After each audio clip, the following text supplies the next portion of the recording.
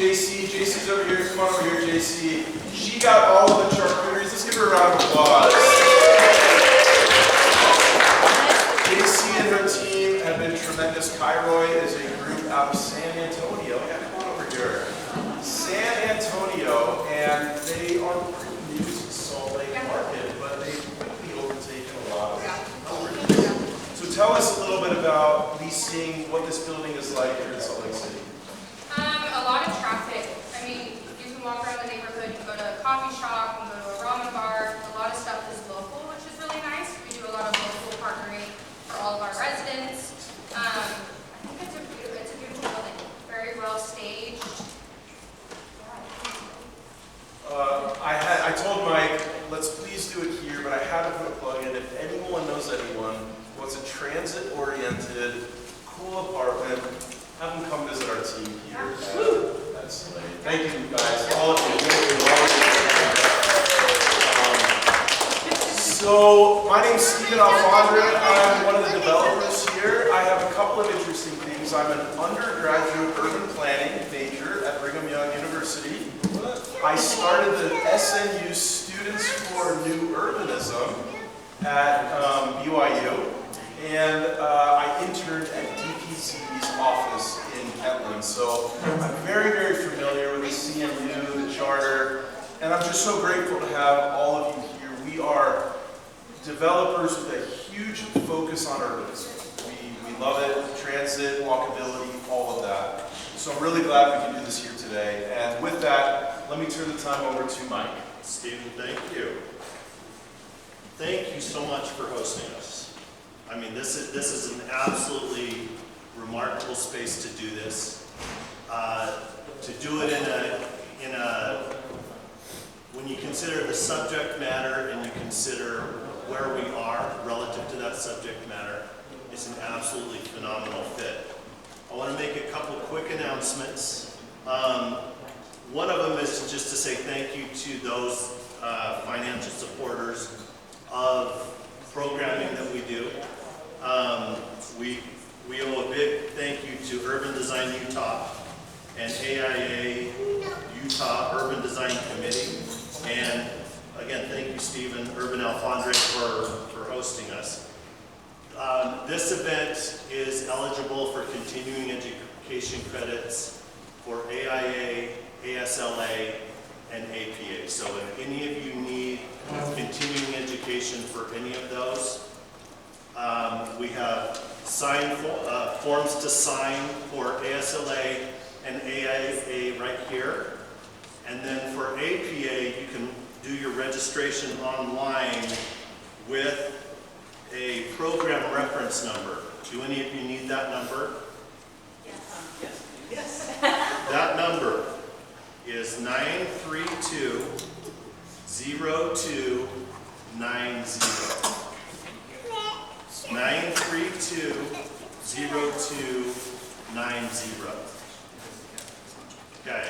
And I want to thank AIA, ASLA, and APA for helping to support things by allowing for continuing education as well. I mean, we love the partnership that we have with all of them. We're all working towards many of the same things, so it's a great overlap of opportunity for all of us. Okay, I want to talk about the event structure. I'm very excited about this. Wait, really quickly, there is standing up there. You can go up to the top and look over, but feel free to come on in. Yeah, a couple of over here as well. Look right at the barrel. Yeah.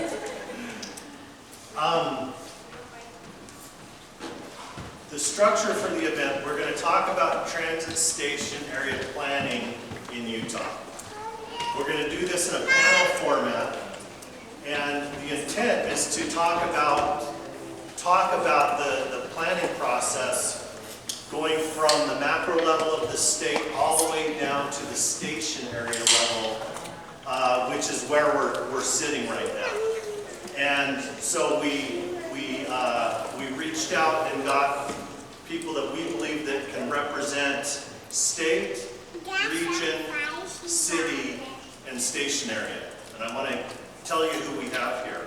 And I'm very grateful for all of you for doing this. At the state level, we have Laura Hansen. Laura is Senior Advisor for Long Range Planning to Governor Spencer Cox and State Planning Coordinator in the Governor's Office of Planning and Budget. And all of that goes on one side of her business card, and the rest is on the other side. That is an absolutely phenomenal title. At the region level, we have Byron Head, who's with Wasatch Front Regional Council. At the city level, we have John Anderson from Salt Lake City. And at the station area level, as the implementer, is Stephen Alfondre, Urban Alfondre. Now the intent is to give each one of them 10 to 15 minutes to talk about the role going from state down to station area, and if we do the transitions correctly, what will happen is Laura will make a transition to Byron to go from state to region, region to city, city to station area. We've left time at the back side of this if you have questions. Questions may come to mind as you're listening, and we want this to be interactive on the back side. So take note of any questions that you have, and we'll just go to a classroom format. Shoot your hand up, and we'll have those questions asked, and we'll dialogue a little bit. Does that make sense? Yes. Okay, Laura, the floor is yours. All right, and I'm setting myself a timer. So 10 minutes. All right, here we go. Hello, everyone. This is fun. What a beautiful building. Thank you. This is amazing. And thanks to CNU for hosting a great event. And thank you all for coming. It's so nice to see you. So, as Mike mentioned, I work for the state, and my job really is to think forward, 20, 30, 40 years into the future about what we want the state of Utah to look like and how we can make sure it remains a great place to live. So just a couple of quick stats. Right now, Utah's population is about 3.5 million people. Will be 4 million by 2033 and projected to hit 5.4 million by 2060. Most of that growth is projected to occur in Utah County, Washington County, and then Salt Lake County is largely built out, but there will be a lot of densification that happens here as well. With all of that growth, we are experiencing a really severe housing challenge right now. Housing is really, really expensive. I'm sure many of you are experiencing that firsthand. Right now, only 9% of Utahns can afford the median priced home. Many of us are homeowners already, and so we're lucky to have a house, but I don't think I can buy my house today. It would be out of reach for me. The median age for first-time homebuyers is 38 right now across the country, according to the National Association of Realtors, and we need 274 new housing units to meet our 2033 demand. Then you compound that with limited availability and some land availability and market constraints. We have mountains on one side, we have lakes on another side, we have limited water, and it's pushing us into kind of a crunch. And we have a certain market dynamic here that, we're not like New York City. We can't build a 200-story building, and that is not feasible for Utah right now. And so we have some constraints there. The Governor's Office of Economic Opportunity and Envision Utah just released a study just this last week that looked at market demand and our housing, and they distributed our housing demand across 3 different place-type markets. Greenfield development, they thought about 50% of our development might go into greenfield, like Eagle Mountain, Saratoga Springs, spreading out. 30% would be sort of generalized infill and redevelopment, and they projected about 20% of our new future growth would be transit adjacent. So that in that transit adjacent, the demand for housing is 127,000 housing units. Right now, we have a certain number, a fixed number of transit stations. So there's only so much transit adjacent development that's possible, right, until our transit expands outward. And so there's a timing factor there, right? Our transit's going to expand, but it's a matter of when. But then also it's what we can do. They predict that we'll be about 70,000 units short of market demand with our existing transit areas. So that's a conundrum. So we need to maximize what we can within our transit areas and then be thinking about how we're going to create more opportunities. And I'm going to let Byron talk in more detail about the benefits of center-based development and different development patterns, but trust me, it's a good thing. This is what we want. And I wanted to just give you a little bit of information about how Utah is trying to help facilitate transit development or transit-oriented development station area planning. You may have noticed, some of you in the news, that just in the last week or so, the state of California passed a bill. It's called SB 79. And it was actually first introduced in 2018, but it finally passed this last year.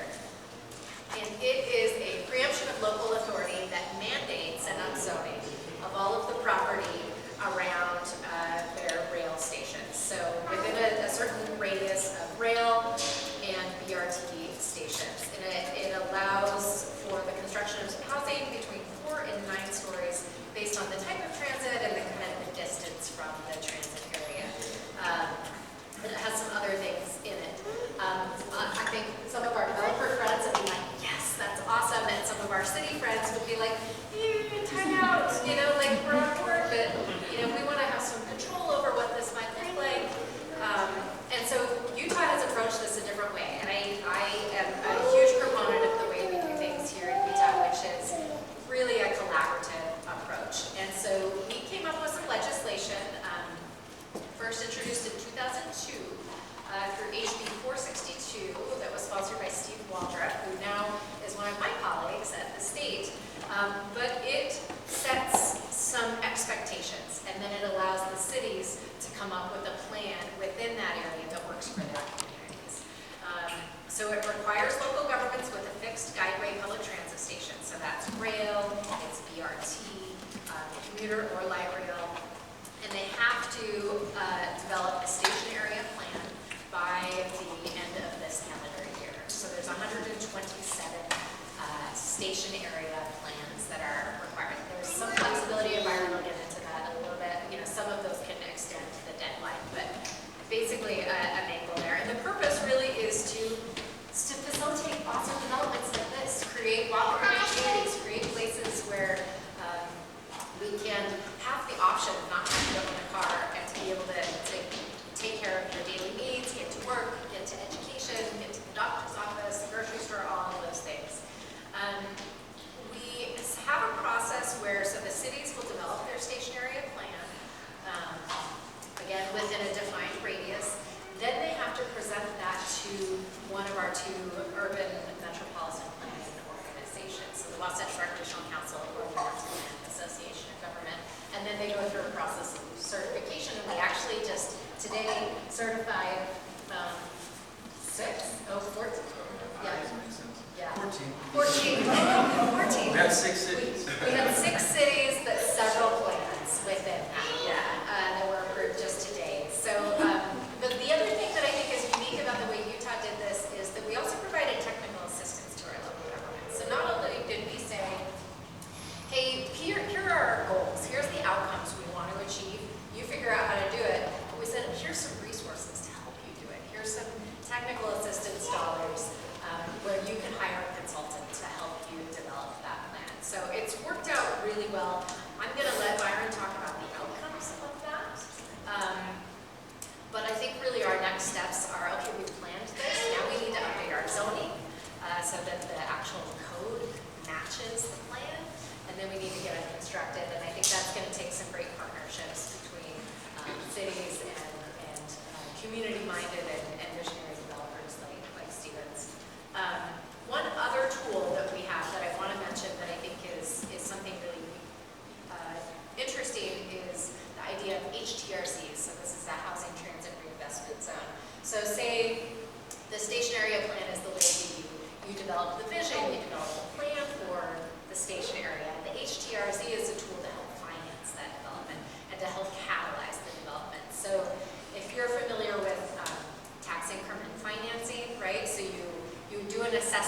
property and say, here's how much tax revenue we receive with it today.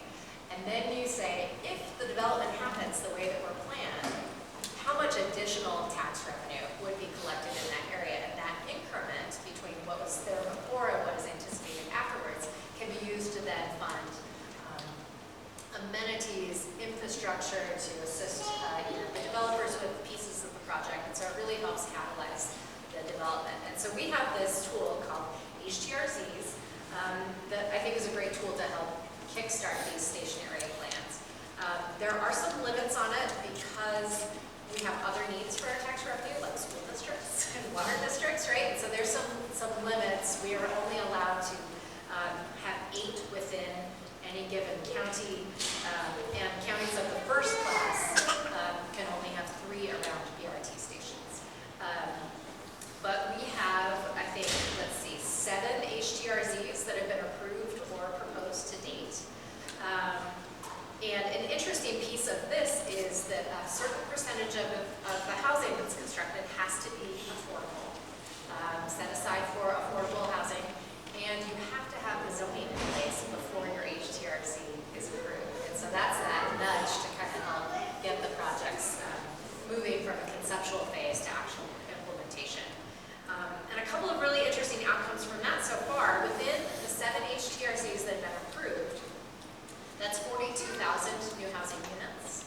And they estimate that it's an increase of almost 27,000 or 169% more than the market would have developed all on its own. So it's a proof in the pudding that if we invest and we reinforce and look at that, I'm almost done, that we can actually accomplish our goals. So and about 6,000 of those are deed restricted. So I'm going to pass it on to Brian to talk about the station area plan process and the outcomes. Is that right? So just by show of hands, who's familiar with Wasatch Front Regional Council? Has heard of it? Okay. I wasn't sure what the composition of this audience would be. So I'll trim down a little bit. We're the metropolitan planning organization for the urban areas between basically Draper and Bluffdale in the south, all the way up to Brigham City in the north. Our main role is to create a metropolitan transportation plan, which looks out at least 20 years for transportation projects, and then do a transportation improvement program, which has to be at least 4 years. In our case, we do 6-year increments for some good reason, I'm sure. And we also program federal funding that comes in from the Department of Transportation. And we're also the Association of Governments for Salt Lake, Davis, Weber, Tooele, and Morgan counties. And our big kind of work product, aside from those required things from the federal side, is the Wasatch Choice Vision, which is a kind of a shared vision that we work on with all of the communities within our area. It's for growth, how we want to grow. The kind of 4 pillars of that are creating public spaces and parks, providing transportation options, providing housing choices, and doing all of that within city and town centers, basically identifying locations where we want to kind of concentrate growth, get the kind of critical mass needed to make places that are, neighborhoods and not just places, not just housing subdivisions, for example. So that's what we do overall. Our role in station area planning, as Laura kind of set up for me, is ultimately certification. So we, whenever a city adopts their station area plan, they then come to us to get it certified and say, yep, that checks all the boxes, it meets the requirements in the legislation. And then they are able to put that in their moderate income housing report and not be found out of compliance with Department of Workforce Services. We also, as Laura mentioned, administer funding. This is in partnership with the Governor's Office of Economic Opportunity, UTA, and Mountain Land Association of Governments. When that $5 million for technical assistance was outlined, it was given to that group and distributed in line with our Transportation and Land Use Connection program, which we've been doing for, I think, like 12 years now, but we've kind of just taken that administrative scaffolding and applied it to the station area plan funding. So of that $5 million that was allocated to us, we've spent 3.9, almost $4 million of that to date and awarded. And let's see, outcomes so far.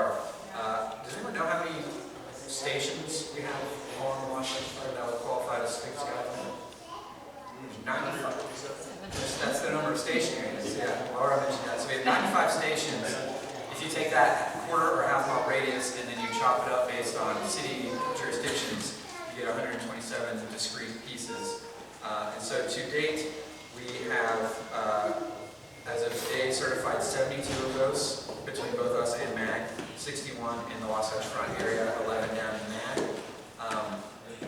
An interesting piece of this legislation, Laura talked about the kind of collaborative nature of it, but another interesting piece is that there are two provisions for cities that maybe it doesn't make sense for them to do a whole new stationary plan.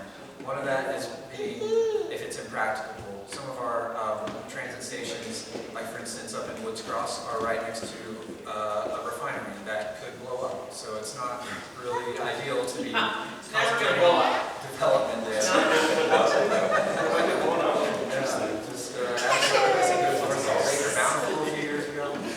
And then the other is prior actions. So, for instance, a city like Salt Lake City has been doing great planning work around their stations for years before stationary planning at the state level became a thing.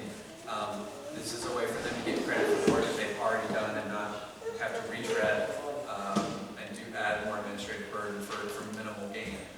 So, actually, haven't worked at all with children in stationary plans. Not yet. But, so we have 72 that have been certified, we have 32 that are in progress, we have 23 that have not yet engaged in, we'll call it HB 462 supported stationary planning. Laura mentioned the deadline of 2025. That only applies to cities that have up to 4 station areas. So cities like Salt Lake, South Salt Lake, West Jordan, they all have more than 4, so they only have to do 4 by the end of this year. So in the Salt Lake area, that requirement is 56. As of today, we have 48 of those that have been adopted and certified. We have 2 more that have been adopted but haven't yet come to us, and then the other 6 are in progress and on track to be adopted before the end of this year, and we'll plan on certifying those at our January meeting. So what does all this kind of get us? The big number here is the new homes that are kind of accommodated in these plans. That number is about 75,600. When we talk about our Wasatch Choice Centers work, we've recently been pointing to the fact that constructed homes within our centers 15 years ago to now has increased by 75,000. So this new 75,000 plus that is being contemplated within just station areas would double that if it, all gets built as planned. And we'll not talk about Mike Tyson and everyone having plans until they get punched in the mouth. But yeah, about 60,400 of those are planned in the Wasatch Front area, and 15,200 down in the MAG area. And this also, again, doesn't include all the work that's been done by cities like West Valley and Salt Lake City that have gotten prior actions certified for their stationary planning. Salt Lake has gotten 13 of their downtown stations. I think when I read the report that they sent over, they had already built something like 10,000 homes in the downtown area. So, that's stuff that's already on the ground in station areas, contributing to these centers and good neighborhoods. And then, in addition to the homes, these plans call for hundreds of thousands of square feet of new retail and office space, thousands of new jobs, acres of parks and open space, and then also improving connections to and from the stations themselves, and improve the first and last mile connections, make it easier for people to get to and from the station. So, if you travel the transit network in this region, you're familiar with a lot of large parking lots when you get off the bus. Hopefully in a few years, those will all look a little different. More things to see and do, look more like this neighborhood, which I'll make a plug for Central Ninth Market. They have my favorite breakfast sandwich. Focaccia. Yeah, the focaccia is incredible. Very good. But yeah, in general, the final kind of benefit of this is a general and growing recognition of station areas as potential hearts of neighborhoods, places where with activity, with vibrancy, that contribute to a feeling of like civic pride and things of that nature. So that's what we've been doing at Wasatch Front. Looking forward to hearing what John talk about the city specific. Okay, I can do that. Laura, I gotta tell you that housing affordability number is terrifying. I know, it's Because I was very scared to buy my first house for $108,000 in 2010. So, Yeah, I know, I'm not trying might show up in the Senate, I get to 16. I'm 33, so Things maybe change. in 5 years I'll be able to buy a house. We're working on it. Thanks for the opportunity to be here. My name's John. I've been at Salt Lake City over 15 years now, which is shocking. Some days it feels like I can't believe it by so fast. Am I ready to retire? I kind of want to do, I'm going to talk about more specifically about this station and the station area, the history of it, and how we implemented those station area policies to create this awesome neighborhood that we have. It's one of the city's older neighborhoods. This block and the next block was platted in 1880, and the next one's like 1903. So some of the original houses you can see that reflect that time. So it's generally been low density housing. There's always been duplexes, triplexes, but not a lot of big apartment buildings before, right? There's some limited commercial along 9 South, but things really started to get stressed, especially when they built the viaduct here to split the neighborhood in half. And so all of a sudden you had this literal barrier, right? So in July 1988, the RDA, now CRA, but they were the RDA then, they created the West Temple Gateway district area to try to help invest in this community and build this community. But the problem was there wasn't very much growth happening. And so if we have to send out tax increment words, if you don't have growth, you have no extra money to spend. So yeah, there's slow growth, but it really wasn't very much. So I can tell you why from 1988, it took until 2005 when they made a really significant expenditure, and that was building that 9 South track station. So UTA and Salt Lake City worked together to build that track station. They even, I think they actually had to take money from other RDA areas to help invest in that, or other general fund monies, because there just wasn't enough money in it. So sure, things got better. It was more than just now just West Temple, the fastest way to get downtown. Sometimes if you're coming from the south end, a lot of people didn't even know this was a neighborhood. And so I think once people started to figure it out, there was some change, but it was still a little change, and I can tell you why. Most of this neighborhood was in environment 75 to 45. And you hear multifamily, and you think, oh, why did they build multifamily? Well, because, Sarah knows why.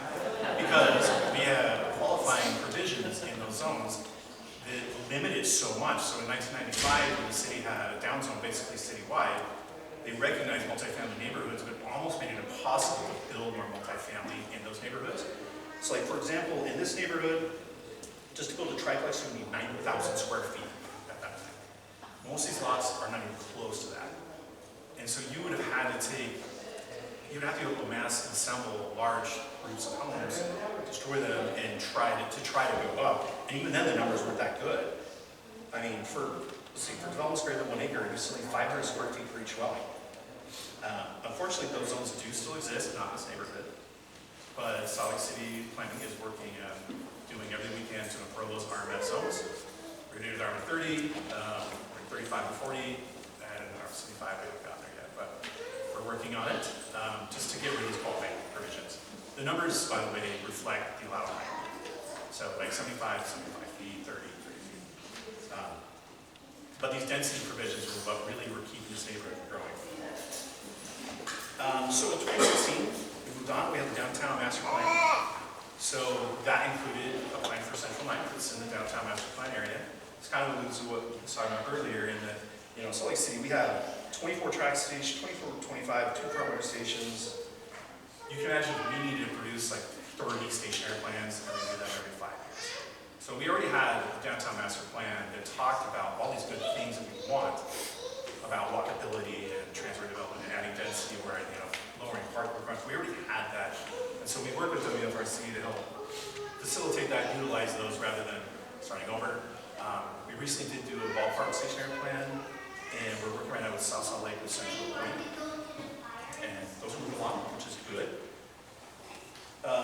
So like I said, it's kind of like stationary plan-ish in the sense that it's not called out specifically that way, but if you actually look at the plan, and I'll just quote a couple of things in there, like a growing neighborhood with a wide range of housing choices mixed with active commercial uses. Transit-oriented development is exemplified in Central Ninth and made easy using a form-based code that emphasizes building orientation, scale, design, and overlays. So those are the kind of things I think we would get from a stationary plan anyhow. rather than trying to individualize each and every one of them.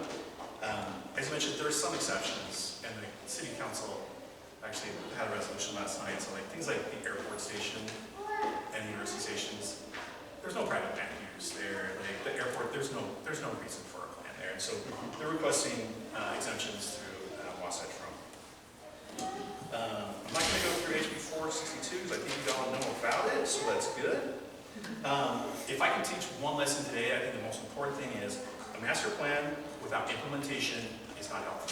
It's a total waste of money and time. I've worked with, like I said, it's like 15 years. We have some plans that rarely get referenced, rarely get used, nothing really happened, right? So I think it's really important that they don't just sit on a shelf. So after the downtown master plan, the planning division went and worked very well in the neighborhood to rezone all this neighborhood into a farm-based urban neighborhood 1 or 2. So, which allowed for way more density and hardly any parking requirements. And if you look out there, you can see how there are hundreds and hundreds of units that have been built based under those standards. Because all of a sudden, it makes sense. And you as a developer can talk about that more, but before, it just didn't make any sense. And so that's why nothing really changed, and things kind of languished for a long time. We have new mixed-use zones. This went into effect October 8th, 2025.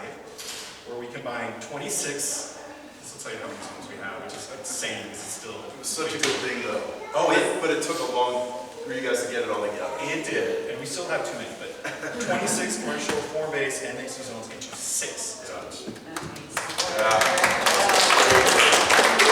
A lot of work and a lot of effort, but I mean, the one terrifying thing is now that I have to relearn a bunch of things, because we haven't realized it very much yet. I've been here 15 years, I got to start over, like, I don't like that. The FU1 does remain, it is mapped in this neighborhood, but mostly on streets like Jefferson and Washington, where we want to keep the height and density a little bit lower than we do on the major corridors. The zones, they're similar heights and uses, but we added clarified design standards. We're trying to create a more walkable, human scale type of neighborhood. But when I was thinking about this morning, I'm like, well, why are the design standards constantly changing? Like, but because we're trying to be rational and consistent, which can be difficult. I can give you an example, which I know someone here knows about it well too. Should the active ground floor use be the same on Chicago Street off of North Temple as it is on 9 South? It makes it very difficult for making projects pencil. And so we're consistently going to the Planning Commission and utilizing their time to ask for exceptions. So in the new MU zones, what we've done is taken it and said, these are the streets that are important. These are the streets that are special. These ones need very specific types of ground floor uses. Everything else has to have something. No one wants to see parking. No one wants to see nothing.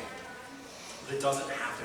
Retail's not going to work everywhere on every street in the city. It just doesn't. Especially as buying change, people, I'll be honest, there were 3 Amazon packages on my porch when I got home today. I purchased none of them, but my partner likes to shop, so we had that. But I'm a shopper. So I think the important part is that this new zoning really came from recommendations in our adopted master plans, and realizing that we have to implement those plans and utilize those plans, or we wasted our time, the public's time, the elected and officials' time, that we just instantly put together and it's like, cool, this looks really pretty. Let's move on. And so that's like my last thing I want to say. I also think you can just look on the street and see, especially on 9 South, just the money that the public improvements have come in.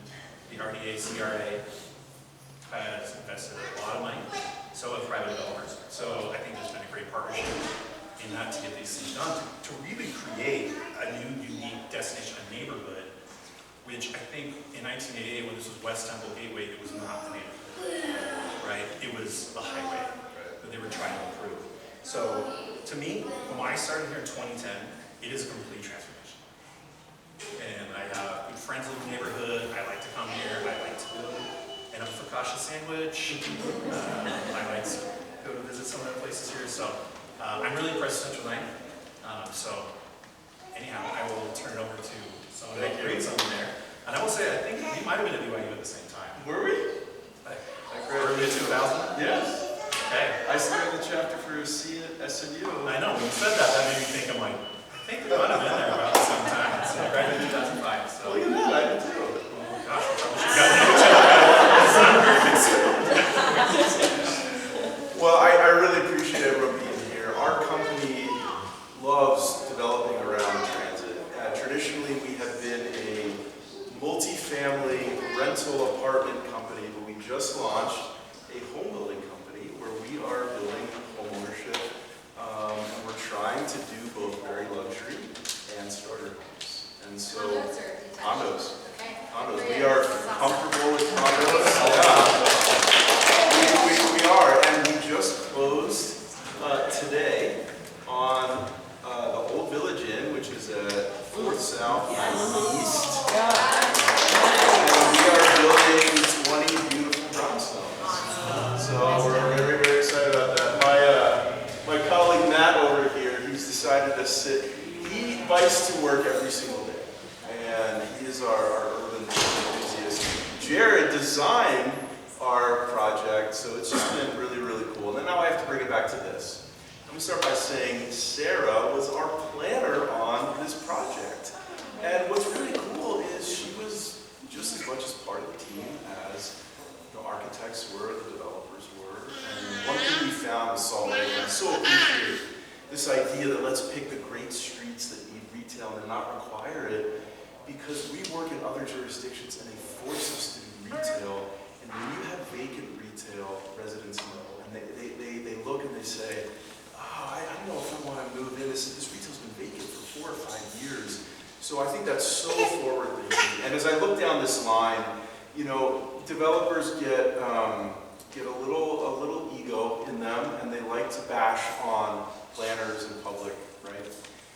We have nothing but good things to say about Salt Lake City and the planning staff. We know so many planners over there.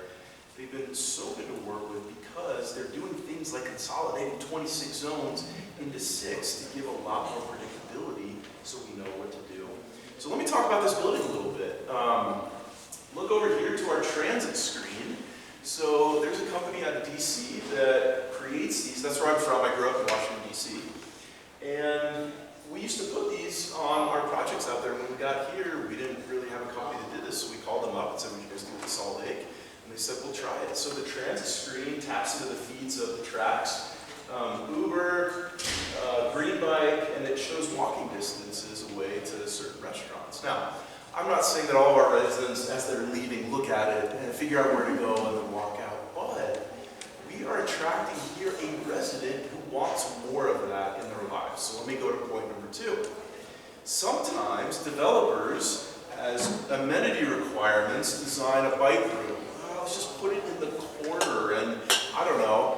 We decided, well, look, if we're right on Central 9th, why don't we feature the bike room as something to attract residents? And our bike room is full. It's jam-packed. We have secure access in, secure access when you hook your bike up, and we have storage units around it. And we made it bigger than probably normal, but it's full. And it's another testament to the people that kind of want to live. This building is not for everyone. And at our company, we never design a building that'll appeal to everyone, because it'll appeal to nobody. So we specifically say, this is the type of resident that we want to attract. We were not required to do parking here, but we did. Our parking is only at like a 0.3 ratio. We only have about 50-ish parking spaces for 150 units, and we're 95% leased. So people who either don't have a car, or they don't mind parking on the street, or whatever it is, they say that is not a problem. Now, we can't do that everywhere. We can't do that in every zone. But here we decided to do that. Another feature is we built the retail to open up both on the street and into the lobby. So this is a coffee shop that's going to be opening up where we can throw the doors open during the day so that people up in the co-working who are working can come down here, residents can come down, and then we can close it, but people can still access it from the street. It's the first time we've ever really done this, and we worked with Sarah, and we kept going back and forth on how how do we position our retail? Now, we could have picked to do, no retail, try to make the garage a lot bigger, but we made sure that we wanted to feature retail on the street. Sarah, I'm kind of putting you on the spot, but talk a little bit about the process back and forth with us as we were kind of thinking about designs and how to do that. Right, so one of the things that is required in the zone that residential two is to have a certain amount of street facing retail. It needed to be a certain depth, it needed to have a certain amount of glazing, so we kind of worked back and forth on how to do that. There's somewhat of a unique site here in that you couldn't put residential on the first floor. Correct. And so a lot of that was work, that was part of the project we worked through with the plan development was, we know you can't do that, so how can we best meet all the standards that we have for this zone, and kind of make it work for us and make it work for you as well. And so that's part of what we did with the parking along Washington. Yeah. Along Washington. Yeah. And allowing there to be more frontage there with parking, and then still having the street facing retail on Ninth South, which is the busy street. Yeah. And like the recognition that yes, even though we kind of had a requirement on that street at that point, we recognize that Ninth South is that. So we did a lobby, an entrance, an active entrance on Washington. But the plan with Sarah wasn't like, we're going to force you to put retail on this street, but let's have an entrance so we can activate it so people are coming in and out. It was just a great example of kind of working together. We told her what we wanted. She said what they wanted. What did the zone want? And let's put a building together. A couple of quick stories. I will say one thing, I happen to be your manager, and she is really She's great. outstanding. Megan is here too, and she's fantastic. Oh, I don't know Megan yet. So- Nice to meet you. A couple quick stories and I'll wrap up. We purchased this site over here and it was a dry cleaner. Super, the land was contaminated in a horrible, horrible way.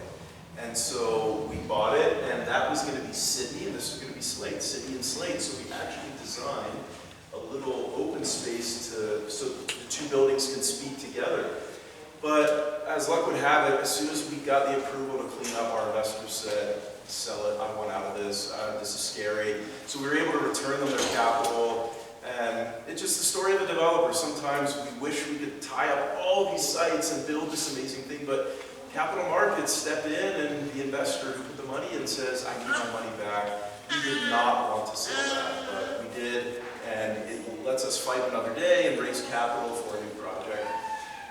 This other condo, Caddy Corner, who Soren actually designed, or you designed, or you were part of it? I was an urban designer. Yeah. Development team. Which is so fun to see everybody here. We actually went after that site, the RDA owned it, and they put it out for RFP. We put a 5-story building proposal because we saw the track station. We said we have to put units here. But this was back, I think, in 2016. And to his point, there were still a lot of smaller homes. And so the residents were saying, don't put density, don't put density. Even though I think the zoning allowed it, the RDA said, you know what, let's just go for 3 stories. And it made us so sad because we thought, we don't have many areas that are corner tracks adjacent. Why don't we just build, we're not talking, 10, 20 stories, 5 stories. And the RDA disagreed with us, which is fine. It's turned into a beautiful, beautiful project. But one lesson I would say is, when we have these special track stations, man, do everything possible to try to put density and retail as close to them as we can. That's really all I have. We love developing near transit. We're using the state's condo program. We're actually going to apply for a parking lot close to the transit stop to build starter homes, starter condos. So anyways, that's my story. Okay.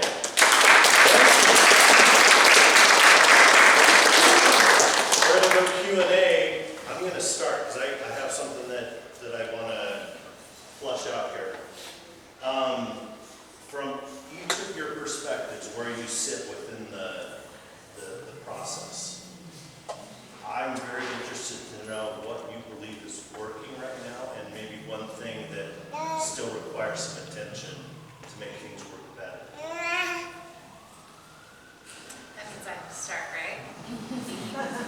I actually have one. I'm happy to Okay, just go start. the other direction. I can come up with Here's what's worked is the zoning. The zoning has spur development, and that's a great lesson learned. If you're not getting the development you want in your jurisdiction, go look at the zoning, talk to a developer, and try to see how do we change things to spur development. It's exactly what Salt Lake City did, and it's turned into this great neighborhood, so that works. What doesn't work, public utilities. It's been very hard to work with public utilities. They forced us to put a transformer right in the middle of the sidewalk, right in the middle, because for them, that's where it had to go, and that's where it worked. We tried to explain to them, wait a minute, we want people to be walking back and forth. And they said, I'm sorry. Now, I don't mean to, to disparage them at all, because we work very, very closely with them. Sometimes they aren't constrained, but I do wish some of our larger public utilities could help us and say, how do you guys help us make these street presence work better? John, I'll go next. One side of public utilities is one of them, but I don't want to offend anybody, but fire can also be, some of the regulations seem a little bit less rational than others. But I think for us, what we've seen in Salt Lake City is we've had literally thousands and thousands of units built in those years. But trying to create ownership has been very difficult. We've had a lot of rentals, which is fine. We need more housing ultimately, of course, but to build some sort of generational wealth, it's very nice for people to be able to get into a home. Like I got a home for $108,000. I don't even want to say what I sold it for later because it's ridiculous. And I don't know that I just got lucky, So I think that for us, we're trying to find ways to make it easier to do that without going to the planning commission and ask for exceptions by allowing our new MU zones will allow for lots without frontage, which before, like if you had a townhome and actually own the ground underneath it, those are easy to sell in condos. Yes. But we forced all of them to go through a plan development. So it's just an added, step. So I think what we can do to encourage all types of housing, we need to do our best, obviously. Oh, I guess I'll say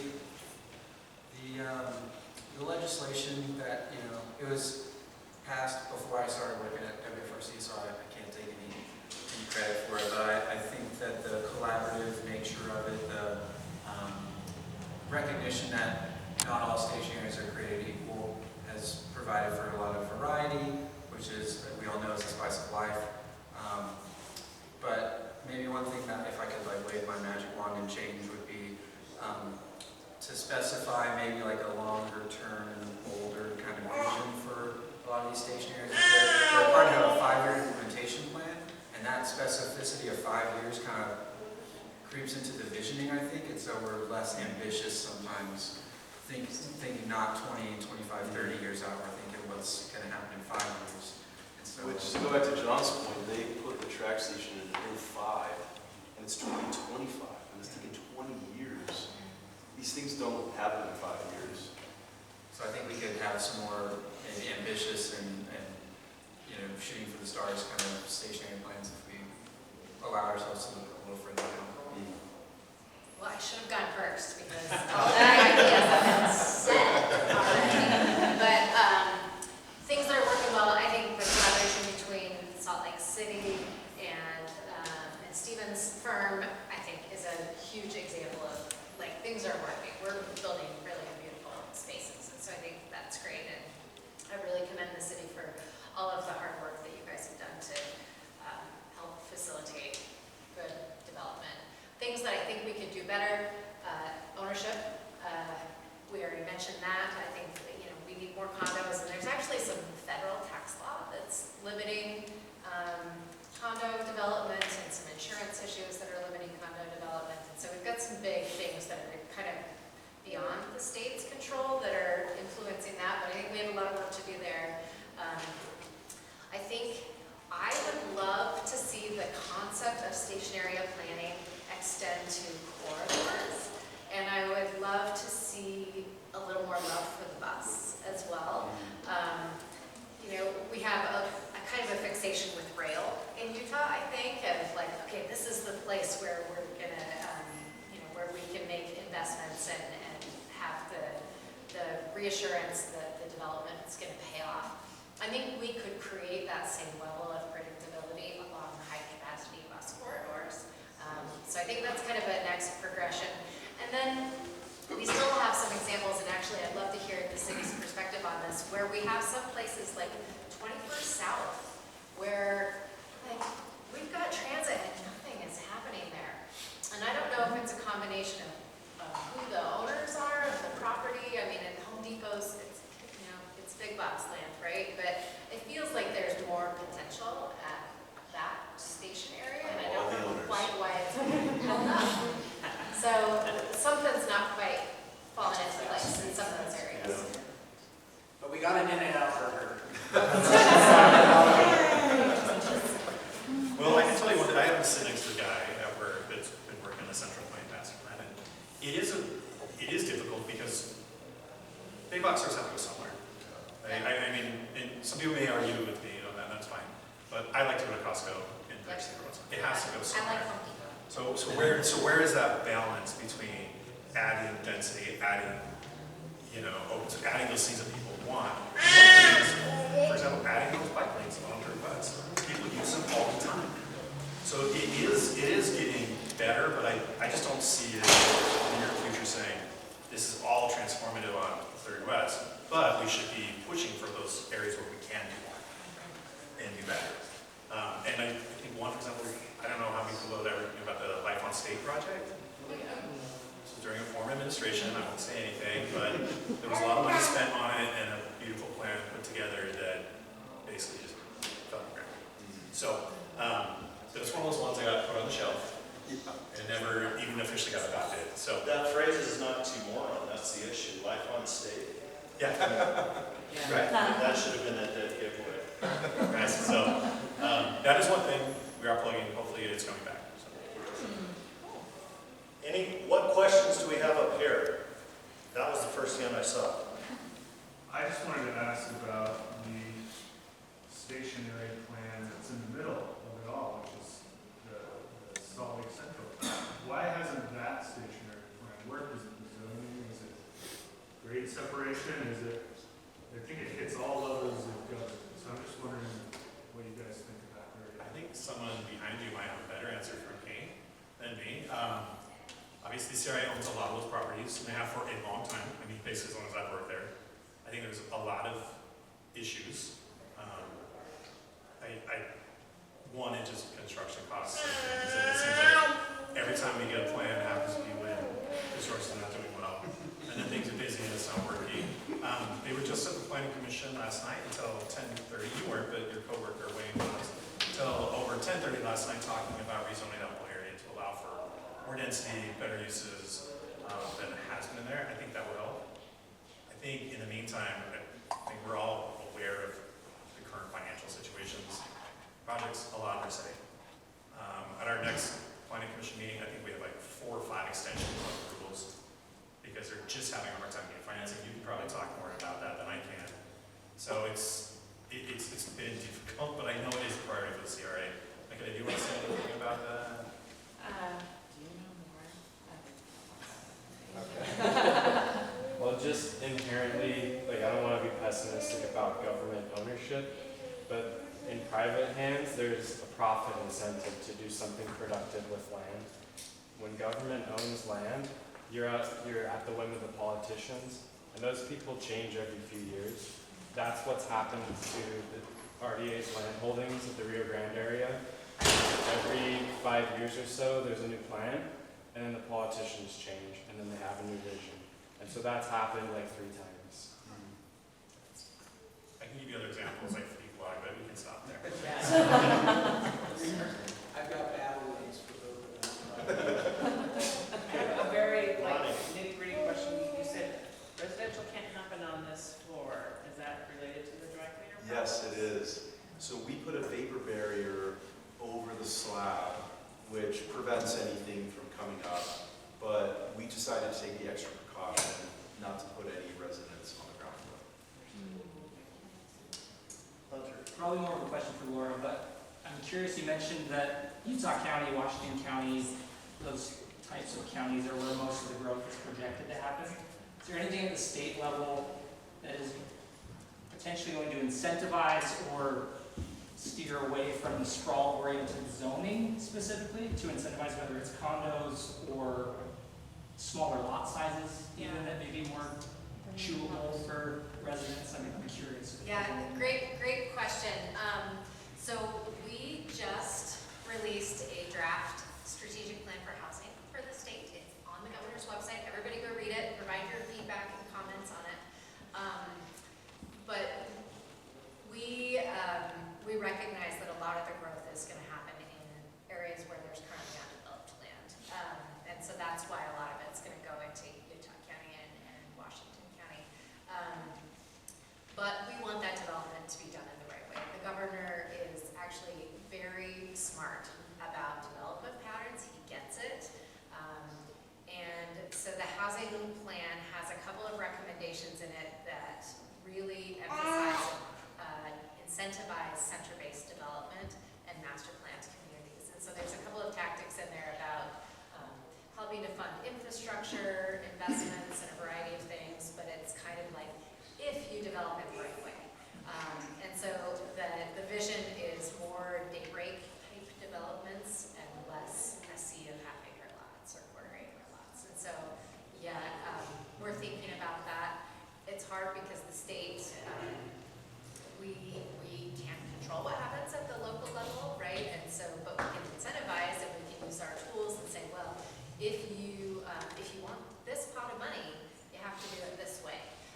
So similar to the station area plans, it's up to the local governments to build the way that they want their communities to be, but we can say, here are our expectations for the outcomes if you want to take advantage of these particular funding sources.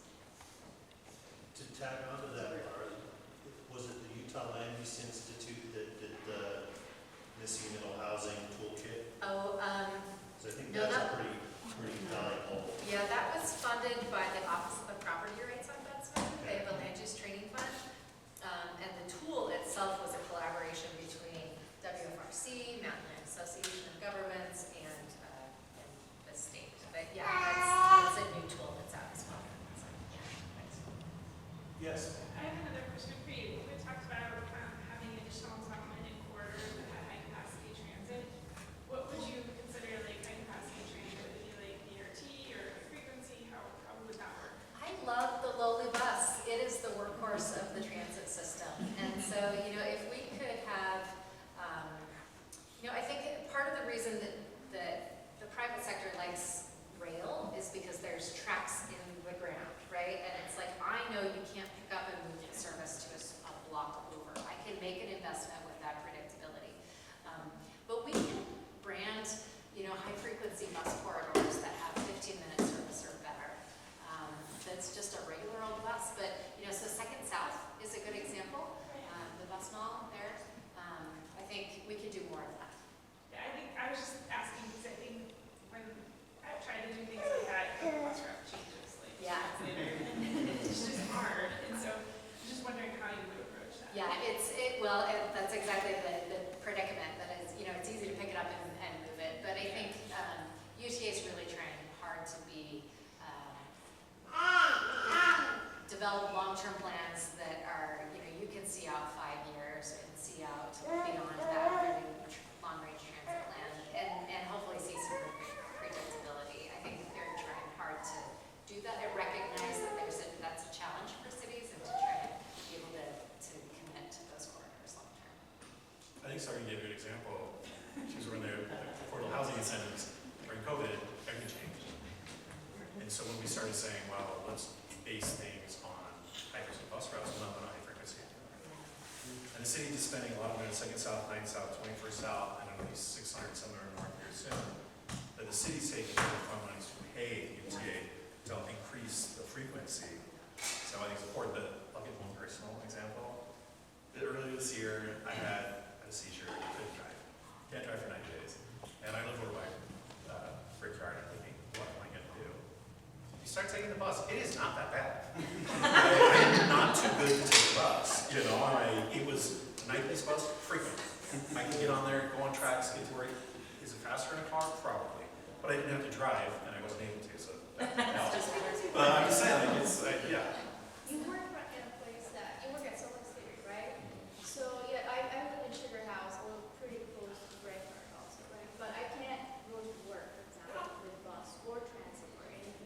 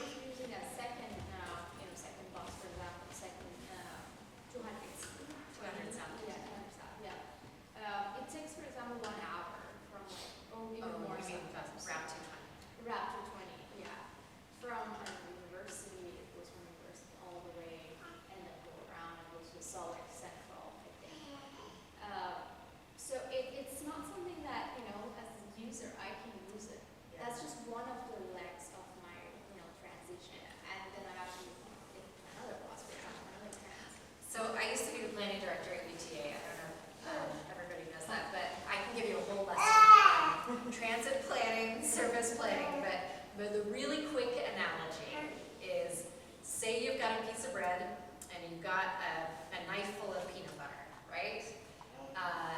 You can spread that peanut butter really thin across the whole piece of bread, which means everybody gets like a little bit of transit service, but it's not great. Or you can take that little bit of peanut butter and you can spread it really thick on a corner of the bread. You've got good, thick peanut butter. You have fast, frequent service.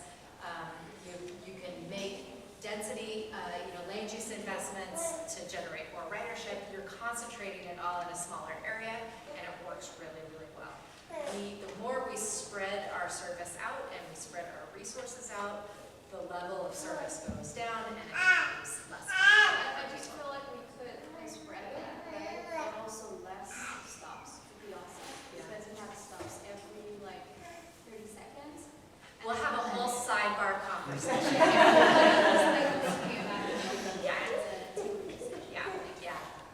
have a question. So what was the figure you made up with the short by which date? It was like, Within the transit adjacent development. yeah. So Envision Utah study, assuming that 20% of our future market demand for housing will go in transit, it wants to be in transit adjacent developments, will be 70,000 units short by 2030. I don't remember. 33, I think. And if that's based on the density that can be built out based on the station area plans. It doesn't, I don't think they use zoning as a constraint at all. I think it's just purely what infrastructure would support and what the market would Okay, support. I was just thinking for some of the politically correct. I'm not white. So for example, for more conservative communities in Utah County that may not be building out around the stations to the maximum potential. Yeah. I know you talked about that there's consequences for that. I was just wondering if that figure included that. I don't know the answer to that, but yeah, check out the report. They just released it this week. It's online, and I will dig into that because I think that's an interesting question. Yeah, there could be more, is there? Yeah. One for Byron and one for Stephen. Byron first. What kind of plan would have to come to WFRC for it to not get certified? Excellent question. Fortunately, that's not something that we've had to deal with to date. But yeah, there's not much in the legislation in terms of like, the bar is not very high off the floor. I think if a city came to WFRC and said, we don't want to change anything, that would probably not get certified, but, I don't know, our board's made up of mayors that are all looking at each other and like, if I say no here, someone may say no to me like later on, so it's, I think the letter of the law is pretty low, and then we have, what we call like a reasonability test, like would a reasonable person think that this promotes the objectives of housing and access opportunities, transportation choices, and sustainable environmental conditions. But I don't have a good example to give you of what I would say no to. I did hear through the grapevine at your meeting today that your counterpart in South, Matt, reached out to the League of Cities and Towns and said, we have a stationary plan coming before us that we cannot in good conscience certify. So it's about to happen. Where is it right now? What city? Not yours.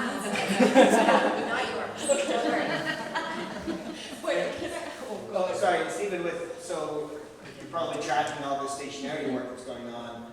You've had high praise for Salt Lake. Are there other cities that you're looking to work in?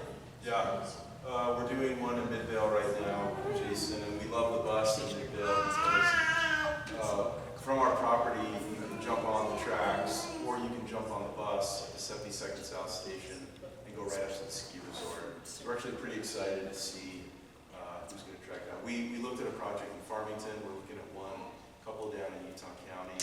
Not every station area works, but we're pretty bullish on the ones that are out there. We think there's opportunity. Any other questions? Yes. Yeah. I just have a quick kind of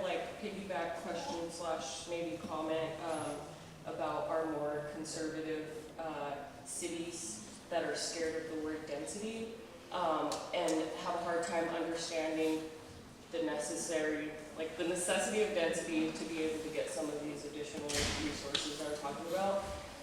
Maybe from the state level, do you guys have thoughts or plans to maybe work closer with those cities to help and they really just need education, I think, and to see really great examples. And Salt Lake has done really great work. I came from Salt Lake, and so I'm headed to a much more conservative city, and I'm like trying to survive. And so thank you guys for all the work you do. But how to kind of like spread that love and understanding to our 5-acre lovers. Yeah. Well, so the state has invested a lot of resources in our AOGs because we cannot get to every last little individual community when you think across the whole state.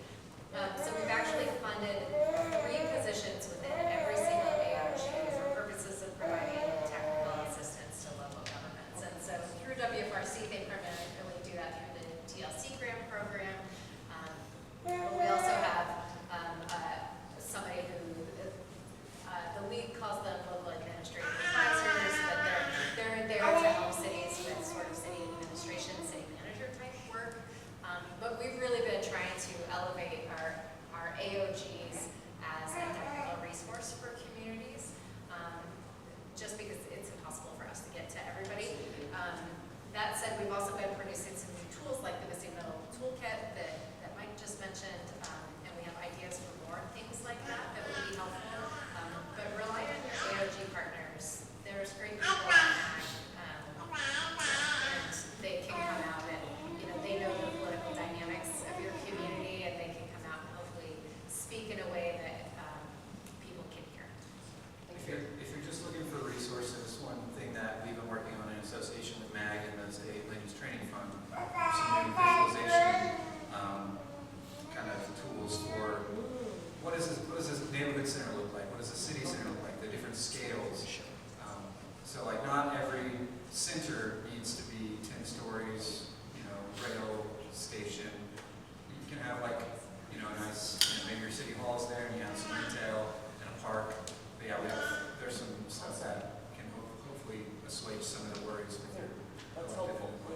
Well, Just piggybacking off that, but they mentioned at the APA conference that there's also going to be spreadsheets made available that will actually break down infrastructure and development costs for those different types of centers. And what they would look like, even feasibility-wise.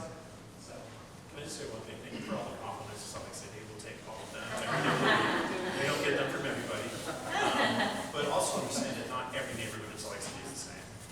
And so yes, we have some neighborhoods that are very open-minded to density, the increase in density, some that are not at all.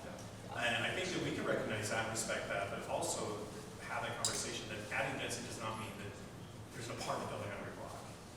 Right? Does a duplex destroy your neighborhood? Does a triplex destroy your neighborhood? If we're starting looking at just what is, looking at building height and setbacks, is that a big giant house or is that a fourplex? I don't know. So we're looking for opportunities to increase density in those types of neighborhood with the understanding that we still want to be compatible with our neighbors and knowing that downtown density is not the expectation of others.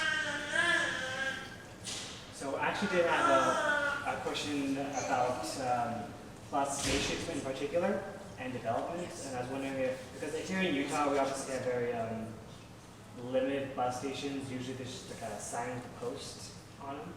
Could developing those bus stations with shelters and all those things actually encourage more development at those stations, do you believe? I'll just say the more people you have use it, I think would help increase that viability. Yeah, in Provo, they've put a lot of money into their bus rapid transit, and you're starting to see a lot of people use those because they can count on them, they're predictable, and they know exactly where they'll go.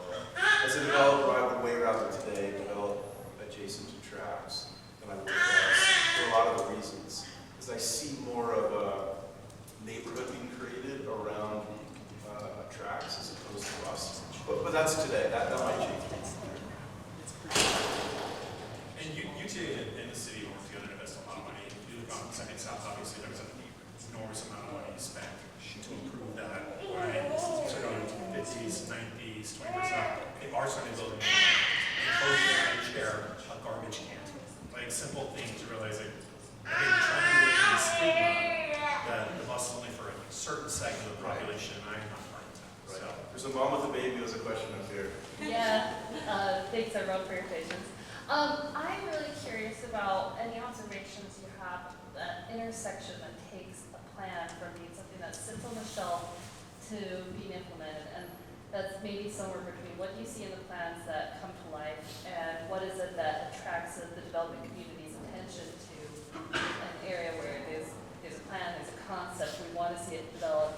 Like, how does it get on the radar? How do the wheels actually get turning on once that work?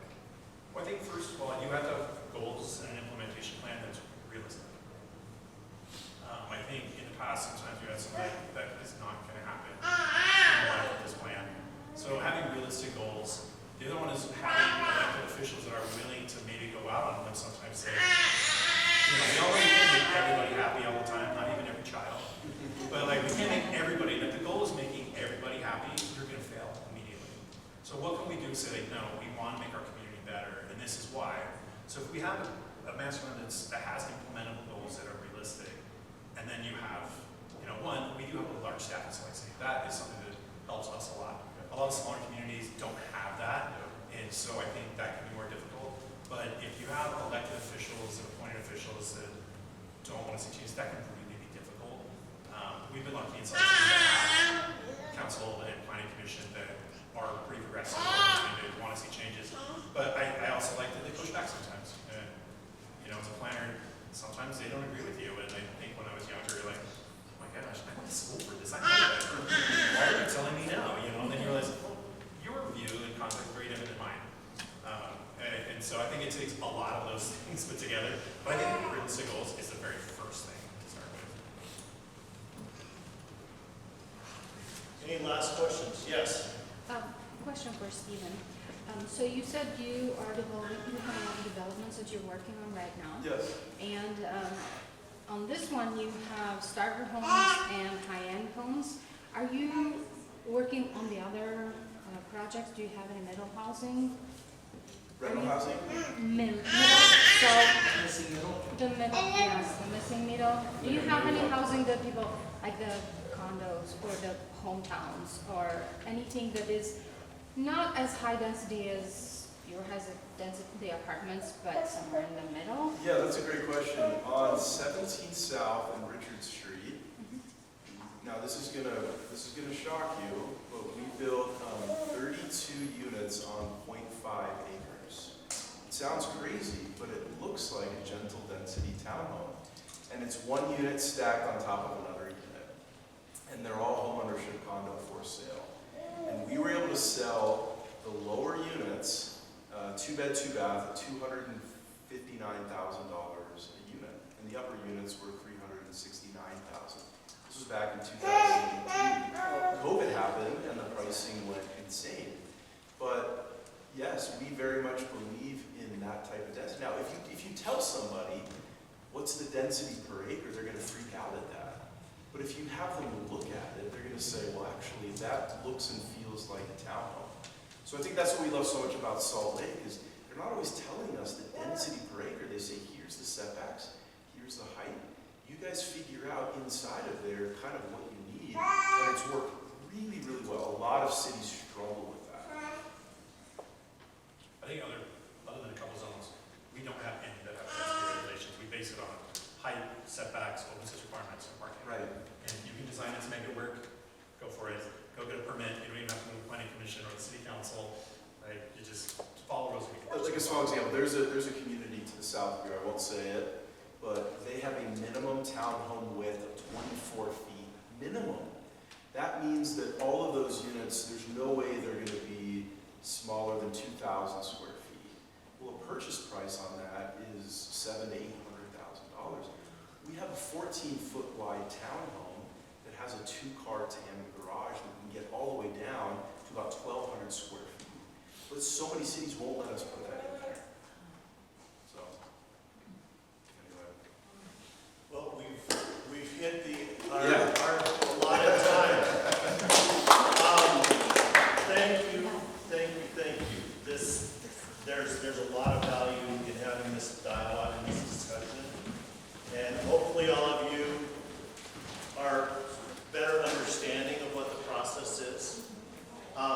just want to remind everyone, if you need continuing education credits, we've got AIA and ASLA signups over here.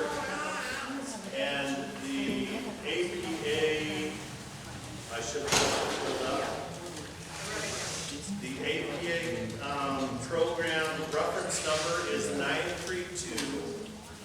932-0290. And one little plug for CNU Utah. If you aren't a member and you're physically here, you need to be a member. And we would love to have you as a member. We, all those on the board, if you'd raise your hand, we've got pass along, we've got cards for you. We'd love to have you. Thank you.